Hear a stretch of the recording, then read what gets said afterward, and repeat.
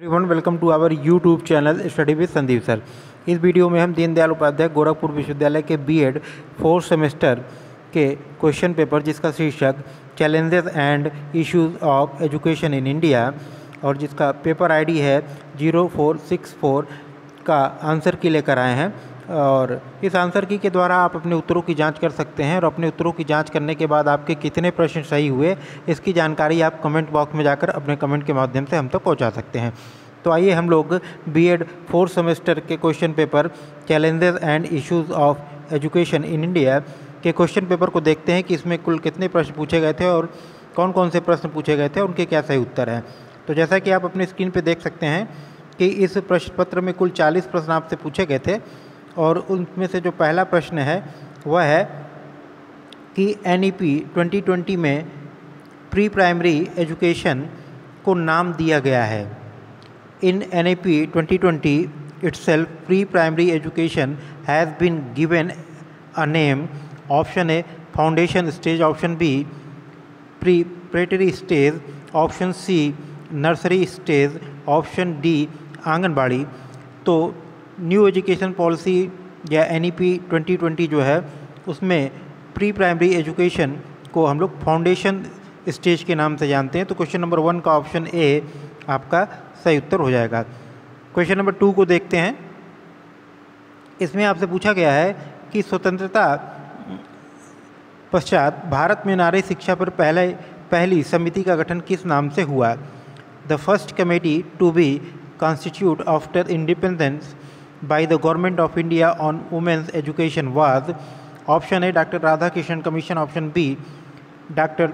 Durgabai Deshmukh Committee, option C Mudaliar Commission, option D none of these या उपरोक्त में से कोई नहीं। तो स्वतंत्रता पश्चात भारत में नारी शिक्षा पर पहली जो समिति का गठन किया गया था उसका नाम था डॉक्टर दुर्गाबाई देशमुख समिति। क्वेश्चन नंबर 2 का ऑप्शन बी आपका सही उत्तर हो जाएगा। क्वेश्चन नंबर 3 को हम लोग देख लेते हैं। इसमें आपसे पूछा गया है कि मूक का अर्थ है। MOOC stands for option A massive open online course, option B massive online objective course, option C massive online open course, option D none of these. तो क्वेश्चन नंबर 3 को option A massive open online course या massive open online पाठ्यक्रम आपका सही उत्तर हो जाएगा। Question number 4 को हम लोग देख लेते हैं। इसमें आपसे पूछा गया है कि आधुनिक पूर्व प्राथमिक शिक्षा का जन्मदाता माना जाता है।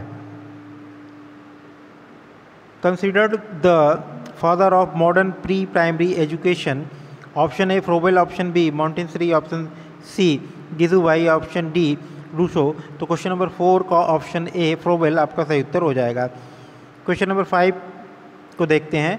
इसमें आपसे पूछा गया है कि ECCE संबंधित है।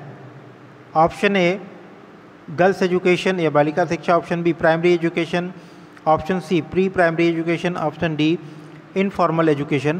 तो क्वेश्चन नंबर 5 का option C pre primary education या पूर्व प्राथमिक शिक्षा इसका सही उत्तर हो जाएगा। क्वेश्चन नंबर 6 को हम लोग देख लेते हैं। इसमें आपसे पूछा गया है कि विश्व में सबसे पहले अनिवार्य और निःशुल्क प्राथमिक शिक्षा की व्यवस्था लागू की। Option A England, option B America, option C Sweden, option D Norway. Question number 6 का ऑप्शन बी आपका सही उत्तर होगा। क्वेश्चन नंबर 7 को हम लोग देख लेते हैं। इसमें आपसे पूछा गया है कि बड़ौदा के महाराज सियाजीराव गायकवाड़ ने किस वर्ष अपनी संपूर्ण रियासत में अनिवार्य एवं निःशुल्क प्राथमिक शिक्षा की व्यवस्था की।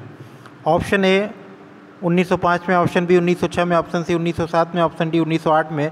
तो क्वेश्चन नंबर 7 का ऑप्शन बी आपका सही उत्तर हो जाएगा 1906 में। क्वेश्चन नंबर 8 को देख लेते हैं। इसमें आपसे पूछा गया है कि प्राथमिक शिक्षा में बीच में पढ़ाई छोड़ देना कहलाता है। Drop out in primary education is called. Option A अवरोधन, ऑप्शन बी अव्यय, ऑप्शन सी उपरोक्त दोनों, ऑप्शन डी उपरोक्त में से कोई नहीं। तो प्राथमिक शिक्षा में बीच में पढ़ाई छोड़ देना ये वेस्टेज या अव्यय कहलाता है। तो क्वेश्चन नंबर 8 का ऑप्शन बी आपका सही उत्तर हो जाएगा। क्वेश्चन नंबर 9 को देख लेते हैं। इसमें आपसे पूछा गया है कि प्राथमिक शिक्षा में अवरोधन है।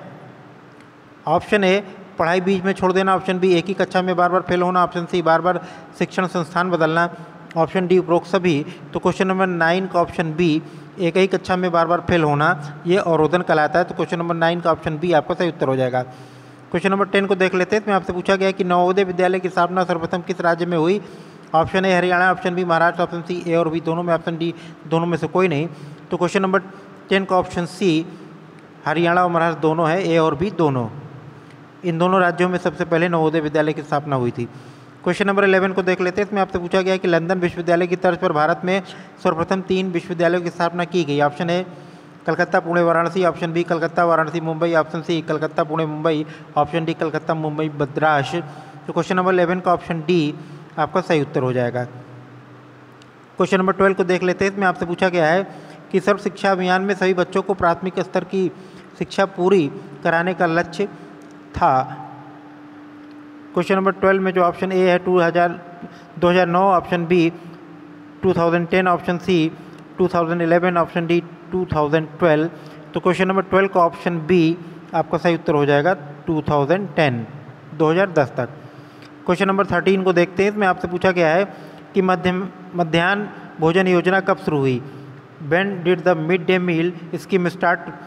क्वेश्चन नंबर 13 का ऑप्शन ए है 15 अगस्त 2000, ऑप्शन बी 15 अगस्त 1995, ऑप्शन सी 15 अगस्त 1990, ऑप्शन डी 15 अगस्त 2005।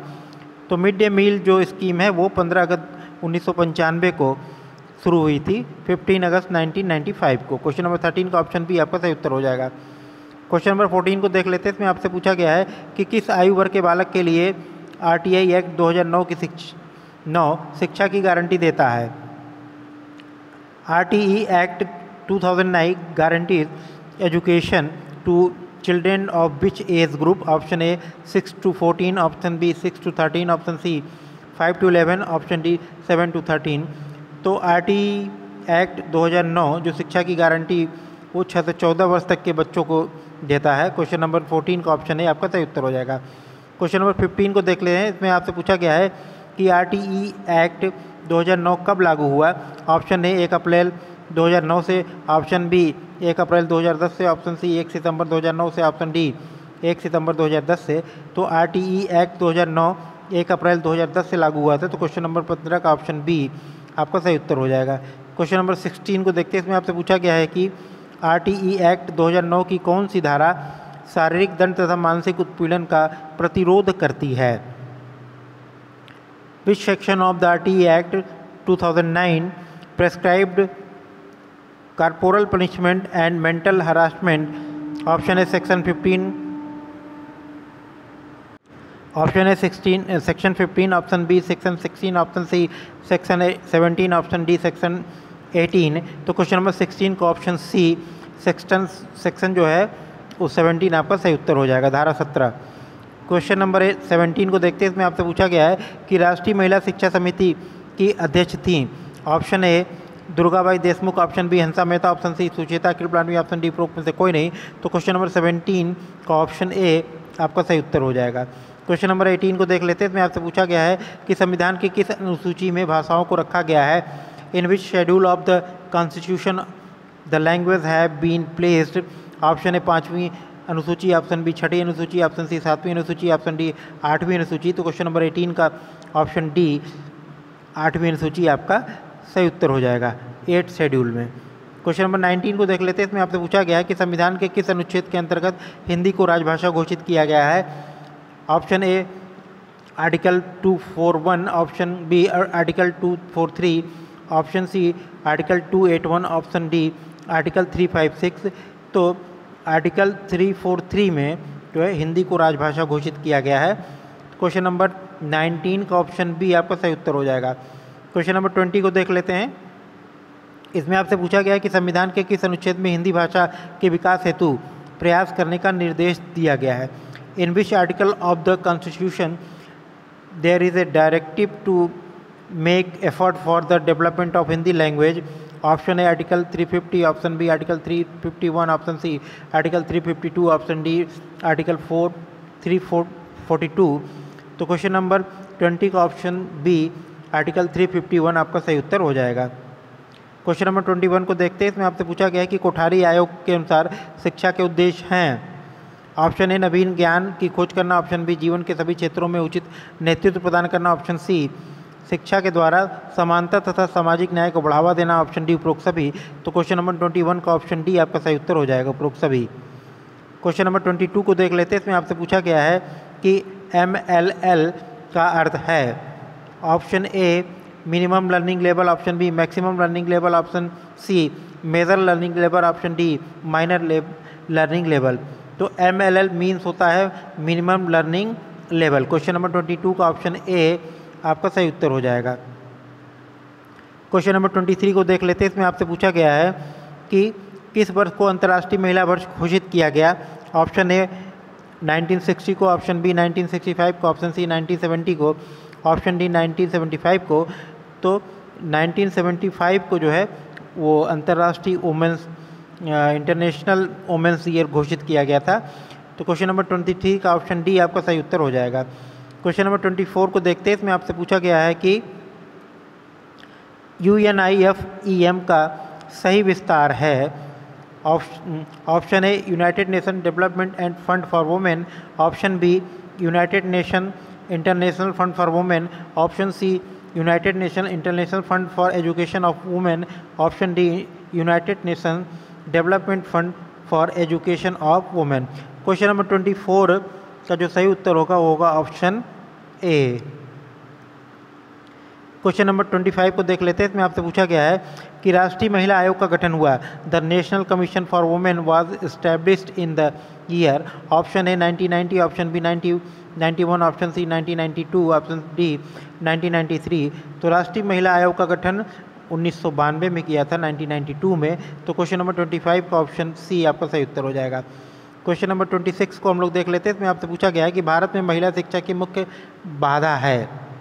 महिला शिक्षक की कमी, ऑप्शन बी दूसरा है अपर्याप्त विद्यालयी सुविधाएं, तीसरा है विद्यालयी पाठ्यक्रम में लिंग भेद, और चौथा है कि अपर्याप्त अंग्रेजी माध्यम के विद्यालय।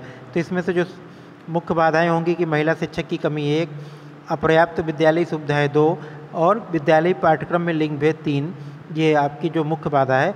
अपर्याप्त अंग्रेजी माध्यम विद्यालय जो है वो बाधा नहीं है। तो क्वेश्चन नंबर 26 का ऑप्शन बी आपका सही उत्तर हो जाएगा, केवल 1, 2, 3।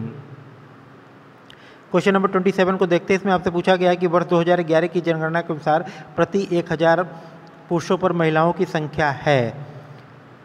Option A 940, option B 943, option C 930, option D 933। तो क्वेश्चन नंबर 27 का ऑप्शन बी आपका सही उत्तर हो जाएगा, 943। क्वेश्चन नंबर 28 को देख लेते हैं। इसमें आपसे पूछा गया कि भारत में दलित महिलाओं के निम्न साक्षरता दर का कारण है।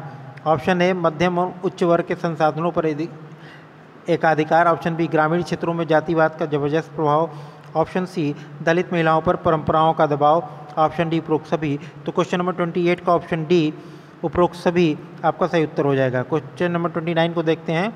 इसमें आपसे पूछा गया है कि किस राष्ट्रीय शिक्षा नीति में भारत में महिला अध्ययन को प्रोत्साहन दिया गया।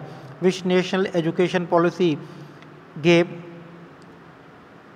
Impacts of women's studies in India. Option A Kothari आयोग, ऑप्शन सी राष्ट्रीय शिक्षा नीति 1986, ऑप्शन बी सी विश्वविद्यालय आयोग 1948, ऑप्शन डी उपरोक्त में से कोई नहीं।